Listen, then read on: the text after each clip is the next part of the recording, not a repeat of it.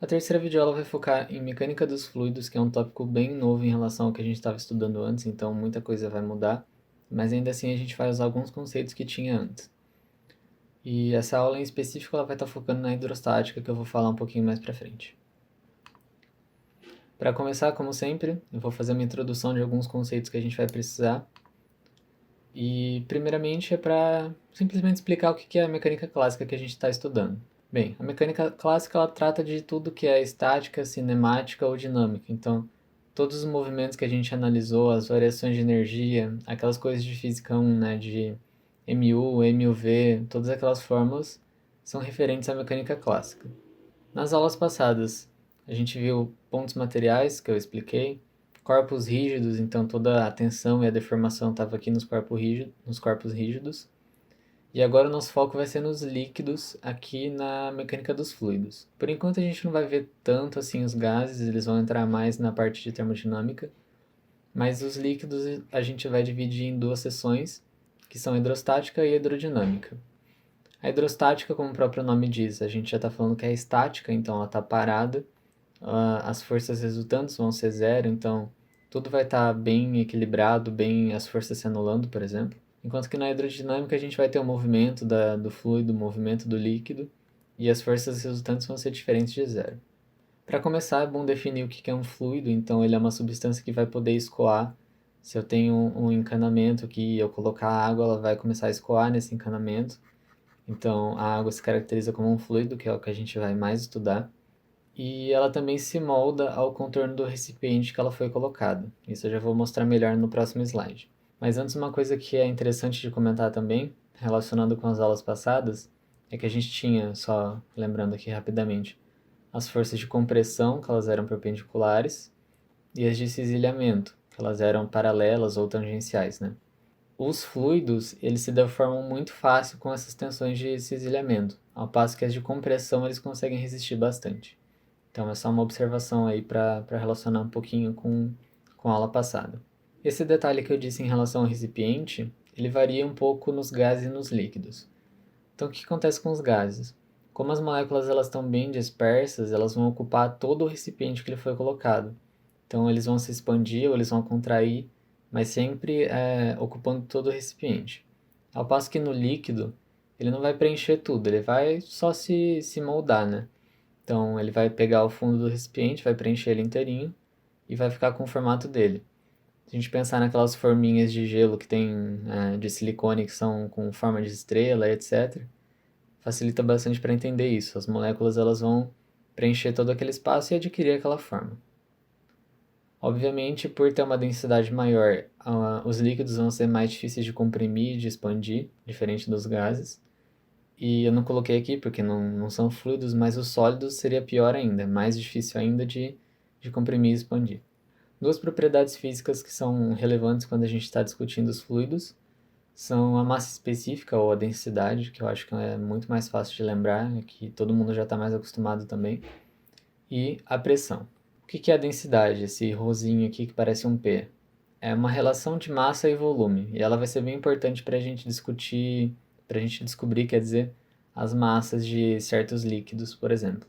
Então, a densidade ela vai ser a massa sobre o volume, e as unidades diversas, eu coloquei isso daqui porque a gente pode ter muitas unidades dentro disso daqui, né?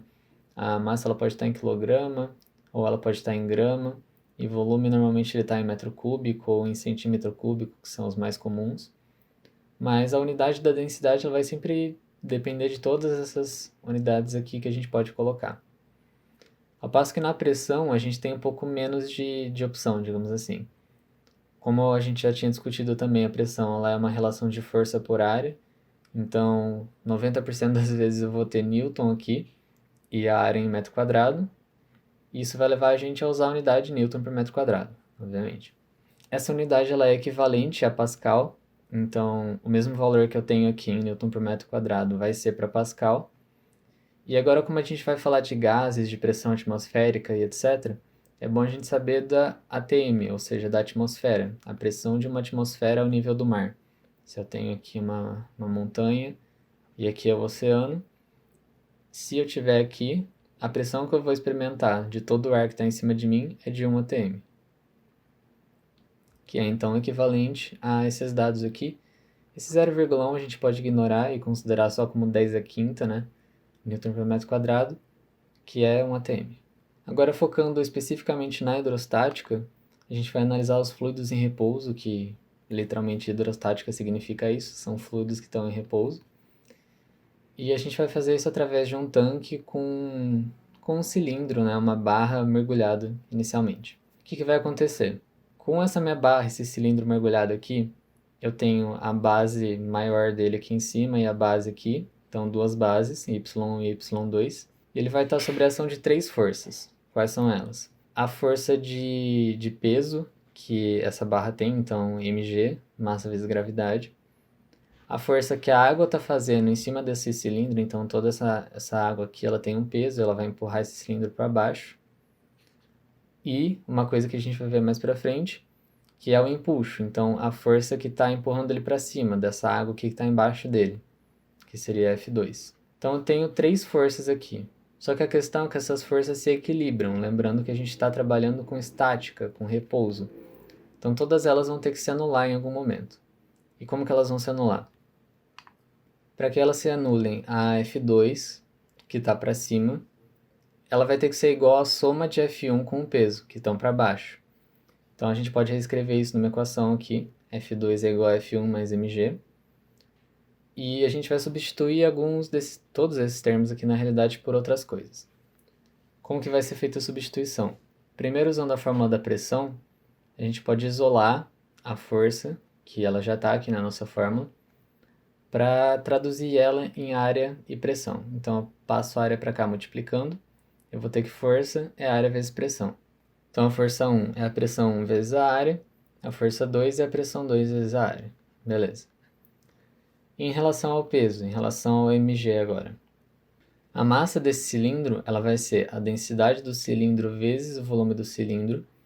Para quem não entendeu muito bem isso, é só a gente pensar na fórmula da densidade, então eu não sei muito bem fazer esse ρ, mas ele é meio que um P inclinado. O ρ é massa sobre volume. Se eu quero saber a massa, eu passo o volume para cá multiplicando.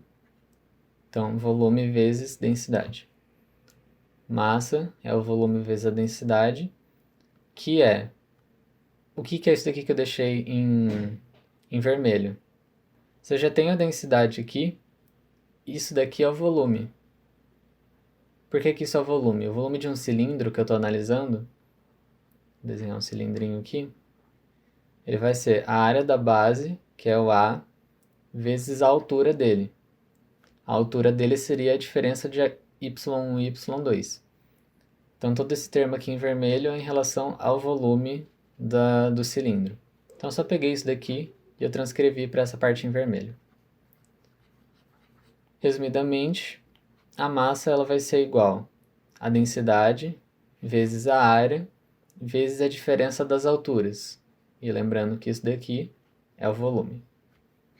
Se a gente substituir, então, essa expressão que a gente encontrou com as expressões das forças e ajeitar um pouquinho, né, porque a gente pode cortar essa área daqui, já que ela está multiplicando todos os termos, e por aí vai, a gente vai obter a pressão relativa de um ponto em relação ao outro.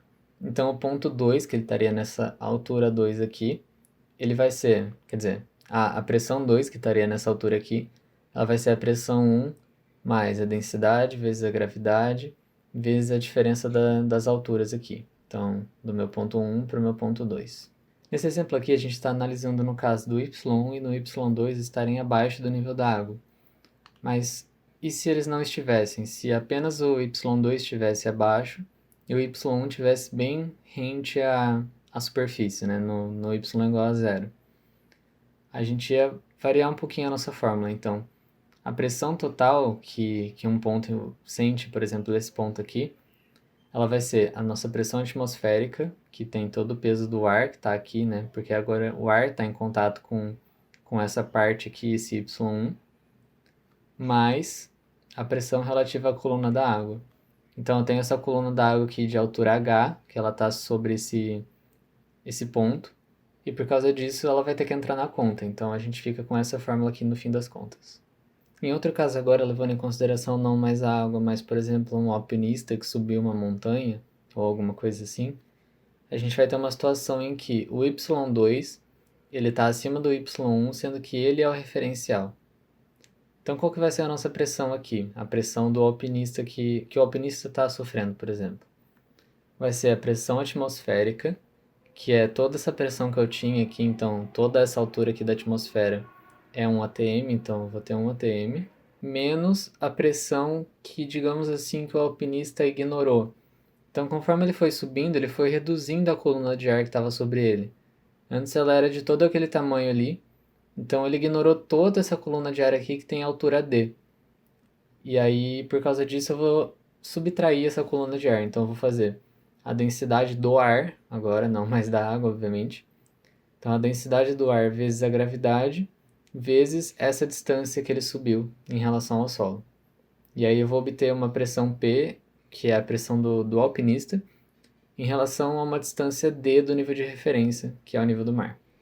Entrando em um novo assunto agora, o princípio de Pascal, ele é um princípio, uma lei, digamos assim, que fala que se a gente variar a pressão em um fluido que seja incompreensível, essa variação ela vai ser transmitida integralmente, ou seja, de forma igual e inteira, a todas as partes do fluido e as paredes do recipiente.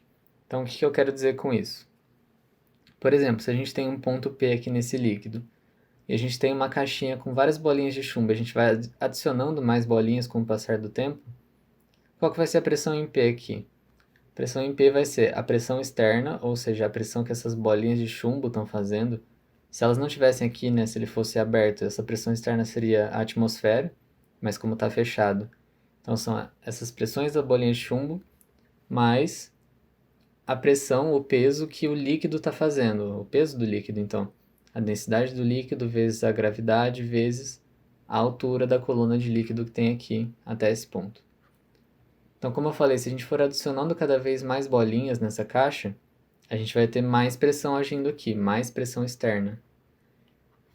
E isso vai resultar em uma nova pressão. Então, a nova pressão vai ser a pressão externa, mais, obviamente, a variação que teve essa pressão externa. Então, pode ser negativa se eu tirar as bolinhas de chumbo, né, por exemplo. E o peso da coluna de líquido que a gente já tinha discutido. Como a gente pode perceber, a pressão externa ela não está dependendo da altura, né, do H. Então, a variação de pressão em qualquer ponto, aqui, em qualquer ponto do líquido ou das paredes, ela não vai depender, a pressão externa não vai depender dessa altura. Então, a gente pode dizer que não importa aonde eu coloque o ponto aqui que eu quero analisar, a variação de pressão para essas bolinhas de chumbo vai sempre ser a mesma, ela vai se distribuir igualmente em todo o líquido.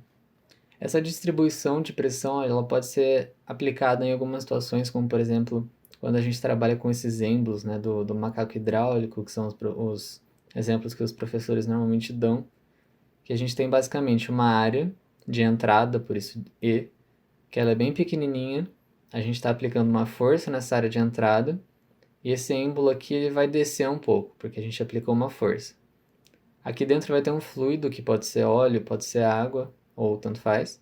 Então esse fluido ele vai ser levado para frente, ele vai aplicar uma força para cima, uma força de saída, nesse outro êmbolo. A área desse outro êmbolo ela tem que ser maior e ela vai percorrer uma certa distância também. Para que serve esse esquema? Porque aplicando uma força pequena em uma área pequena, essa força ela vai ser amplificada, ela vai sair muito mais intensa na saída por ela possuir uma área maior. Por que isso acontece? Porque como a gente viu antes, a força de entrada ela vai fazer uma variação de pressão externa, né? Igual eu estava adicionando as bolinhas de chumbo aqui. Então as bolinhas de chumbo são essa força de entrada que eu estou aplicando. E essa pressão externa ela vai se distribuir em todo o líquido. E ela vai ser calculada, a pressão é força sobre área, então vai ser a força de entrada sobre a área de entrada. A variação de saída, a variação de pressão na saída, ela tem que ser a mesma. Então a pressão externa, ela vai ser essa daqui que a gente já tinha discutido, e ela tem que ser a mesma na saída. Então não existe variação, entre a entrada e a saída não existe variação de pressão, certo? Elas têm que ser iguais, por causa do princípio de Pascal. Isso vai permitir a gente reescrever essa igualdade aqui. Então a força de saída ela vai ser sempre a força de entrada vezes a proporção entre a área de saída e a área de entrada. Então, quanto maior for a minha área de saída em relação à minha área de entrada pequenininha, eu vou ter um valor maior aqui, e eu vou precisar de uma força de entrada menor para poder levantar aquilo. Então, eu vou dar um exemplo bem besta, obviamente, mas por aqui ser menor, eu vou aplicar uma força bem pequenininha, eu vou dar um murro nesse êmbolo, e eu vou conseguir levantar, sei lá, uma bigorna, qualquer coisa assim. Eu vou amplificar a minha força através disso. As distâncias que esses êmbolos vão percorrer, né, com a compressão, elas também vão respeitar essa mesma proporção, então a distância de saída ela vai ser igual a de entrada vezes a proporção entre as áreas da mesma forma. E o trabalho que essas forças realizam também vai ser bem simples de calcular. Então, o trabalho ele não vai sofrer variação também, o trabalho na entrada ele tem que ser igual ao trabalho na saída. E para quem não se lembra, a fórmula do trabalho ela é a força vezes a distância. Então, a força de saída vezes a distância ou o deslocamento do êmbolo da saída, né, esse ds aqui, vai ser igual também ao da entrada. Para explicar melhor esse conceito, então, eu vou começar dando o primeiro exemplo de Pascal. Ele é um exemplo que está nas nossas listas. Todos os exemplos que eu vou fazer aqui, eles estão no nosso Moodle, ou nas resoluções, ou nas listas que a gente recebeu. E ele basicamente diz o seguinte, a gente tem esse mesmo esquema que a gente tinha antes. Então, eu tenho uma força Fzinho pequena entrando aqui em uma área pequena Azinho. E aí eu teria uma força de saída, né, em uma área Azão. Ele está perguntando qual a força F, ou seja, esse Fzão aqui, que eu tenho que aplicar nesse maior lado para combater essa transmissão de força que eu vou fazer aqui. Então, estou aplicando uma força pequena em uma área pequena, ela vai ser transmitida para cá, para cima, em uma área maior.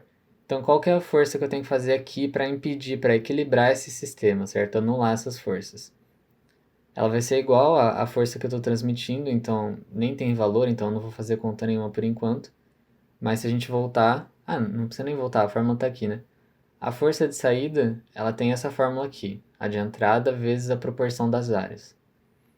Então, a minha força de saída, que é o Fzão, ela vai ter que ser igual ao Fzinho que eu apliquei, vezes a área de saída, que é o Azão, sobre a área de entrada, que é o Azinho. Então, a gente não tem valor, mas a gente tem essa expressão, que é exatamente a mesma da fórmula. A resposta, ela é literalmente a fórmula da proporção entre essas forças. Eu já escrevi aqui a resolução da letra B, e basicamente o que ela nos fornece é aqui. Agora eu vou estar aplicando uma força aqui nesse êmbolo maior. Essa força tem 20 kN, e esse êmbolo ele tem um diâmetro de 53 centímetros. Eu vou estar aplicando uma força nesse êmbolo maior. Essa força vale 20 kN e esse êmbolo ele tem 53 centímetros de diâmetro. E eu vou ter que contrapor essa força para equilibrar com essa Fzinha aqui, que é o que eu quero saber. Eu até coloquei aqui. Eu quero saber a Fzinha, sendo que esse diâmetro aqui é de 3,8 centímetros. Então, qual é a força que eu preciso para equilibrar esse sistema? Bem, a gente vai trabalhar, lembra, sempre com área. Então, se ele te der raio ou ele te der diâmetro, você vai ter que converter isso para área.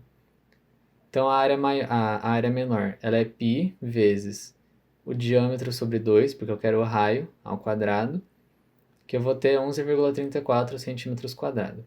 A área maior, ela é π vezes o diâmetro, 53, sobre 2, para a gente ter o raio. Então, π vezes raio ao quadrado vai dar 2.206,18 centímetros quadrados.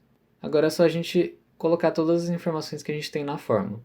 Então, eu tenho minha força de saída é de 20.000 newtons, porque 20 quilo, o prefixo quilo, ele quer dizer 1.000, certo? Milhar. Então, 20.000 newtons na minha força de saída aqui é igual à minha força de entrada, que é o Fzinho que eu quero descobrir, multiplicado pela área da saída, que é a área maior, já calculei aqui, sobre a área da entrada, que é a área menor. Por que eu não preciso converter esses valores aqui? Porque eles estão em centímetros quadrados. Então, por que eu não preciso converter para metro, por exemplo? Porque eu vou cortar eles, eu estou dividindo aqui, certo? Quando eu faço essa fórmula aqui, eu estou descobrindo uma proporção. É um número inteiro, ele é tipo 2 ou 3, ele não tem unidade.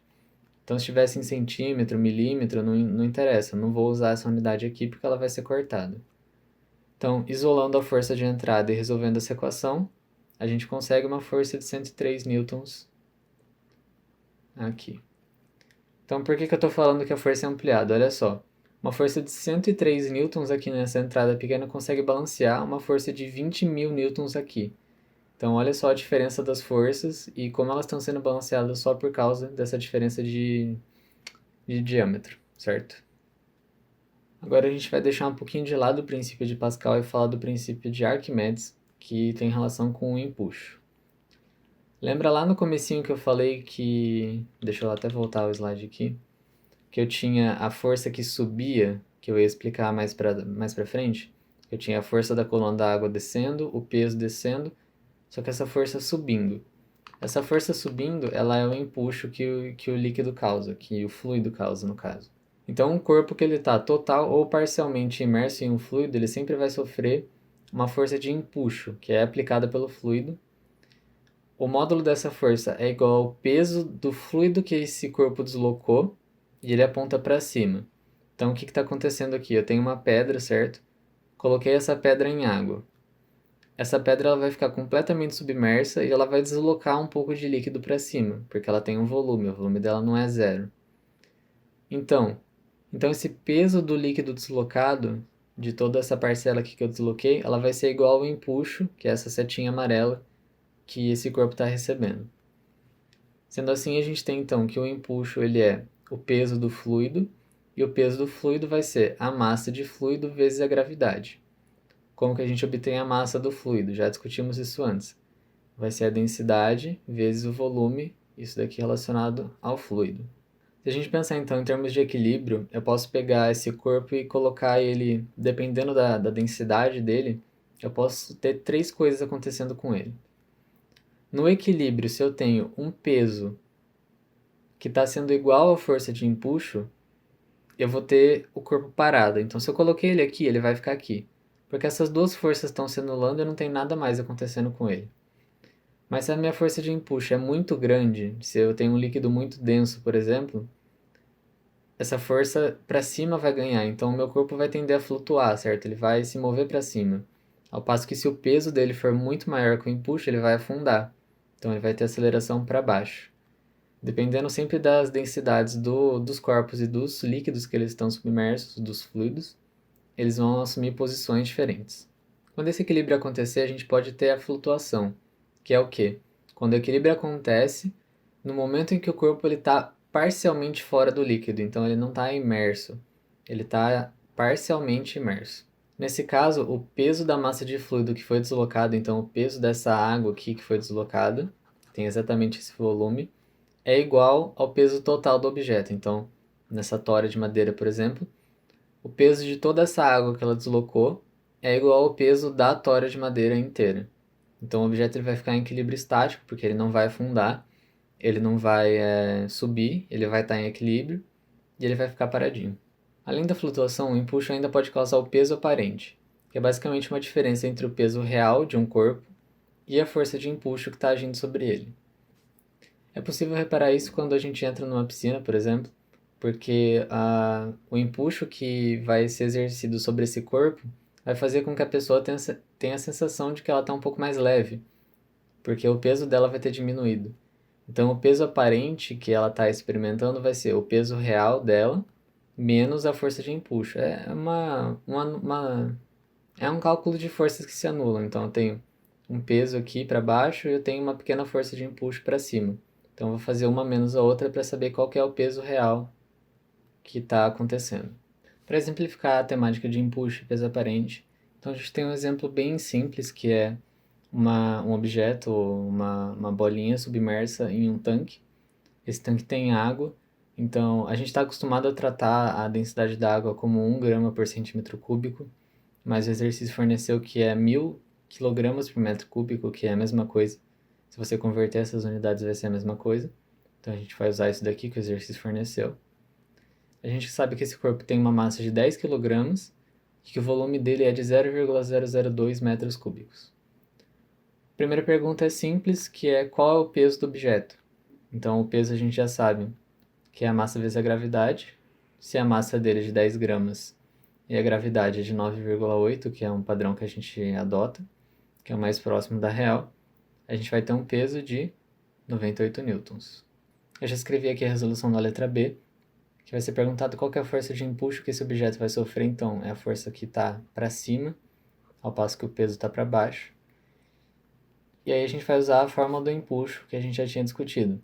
Então, o empuxo é o peso do fluido que foi deslocado, que é a massa desse fluido vezes a gravidade. E a massa do fluido a gente vai calcular com densidade vezes volume.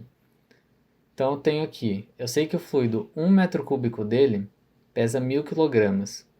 Se esse objeto aqui ele tem 0,02 metros cúbicos, ele vai deslocar esse mesmo volume de água. Então, qual que vai ser o peso, quantos quilogramas vai ter esse volume de água deslocado? Resolvendo a regra de 3, a gente vai encontrar 2 kg de água deslocada. Com essa massa de água deslocada, a gente vai calcular então o peso da água deslocada, do fluido deslocado, que novamente o peso é só a gente multiplicar por 9,8, que é a aceleração da gravidade. Então, 19,6 N vai ser a resposta, que é a força de empuxo. Para fazer a C, que é o peso aparente, eu nem vou escrever aqui porque é super simples. O nosso peso aparente a gente já discutiu, que é o peso real menos a força de empuxo. Então, se eu tenho que o meu peso real é 98 newtons e a minha força de empuxo é 19,6, se eu subtrair um do outro, eu encontro o meu peso aparente. Então, se essa pedrinha fosse uma pessoa, ela estaria se sentindo 19,6 newtons mais leve. Esse foi o fim da aula de hidrostática, então a próxima aula que eu vou postar é de hidrodinâmica. Eu não sei se vou conseguir fazer tudo isso a tempo até amanhã, porque a nossa prova já é amanhã. Então, eu queria ter tido essa ideia de fazer as videoaulas um pouco antes, mas eu vou tentar fazer o mais rápido possível. Eu acho até que eu conseguiria explicar melhor e fazer os slides com mais exemplos, etc., se eu tivesse com menos pressa. Mas eu acho que, considerando que eu tô começando agora, tá... Sei lá, tô percebendo que as pessoas estão gostando, estão entendendo bem. E eu acho também que a qualidade do vídeo tá legal. O meu objetivo é, no próximo semestre, eu pegar as matérias que eu for fazer e eu ir estudando através dessas videoaulas e ajudando vocês. E aí eu vou ter mais tempo para estudar, eu não vou estar com pressa igual eu tô agora. Então eu vou tentar fazer uma coisa ainda mais detalhada, ainda mais bem explicado. Vou me preparar mais para falar e etc. Mas eu acho que é isso então. E desejo-me sorte para terminar isso daqui. E obrigado pela atenção. E só mais uma coisinha antes de eu terminar a aula, eu também queria pedir que, se você está gostando do conteúdo, se você quer ver como que vai ficar daqui a um tempo, se você pudesse se inscrever e deixar o like, eu agradeceria bastante, porque eu estou tentando realmente, por mais que esteja no começo, eu quero levar esse projeto bem para frente, então eu vou divulgar isso daqui nos grupos da Unicamp mais para frente, quando tiver mais coisa, e por aí vai. Então, quanto mais eu conseguir crescer nesse comecinho, mais vai me ajudar, e também é um motivador a mais, né, para eu me dedicar para fazer isso.